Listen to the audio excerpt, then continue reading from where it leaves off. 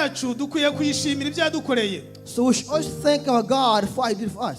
Ntabwo tugomba kurindira We should not wait cyagiye duhuye n'ibibazo bikomeye, until you go through problems. cyagiye warwaye ukaremba, That when you are sick on the deathbed, ukajya muri koma, when you go through coma, ukumva ko ari cyo gihe cyo gushimira then you Imana. feel that you want to thank God. Ese wowe utigeze urwara, Question is, you who never got sick, ntabwo washimira Imana? would you never thank God? Amena. Amen. Yaba ari uwarwaye Because whether you are sick, akwiye gushimira you should Imana, thank God. yaba nawe And utarwaye if you never got sick, ukwiye gushimira iyo Mana you should also thank kuko God. yagukoreye icyo kintu cyatumye Because utarwara. God made you to not get sick. Amena. Amen. Niba Imana yaragufashije Because if God helped you or enabled you mu rugendo rwawe rukagenda neza, and your journey or trip went well, iyo Mana bakwiye you kuyishimira. should thank God.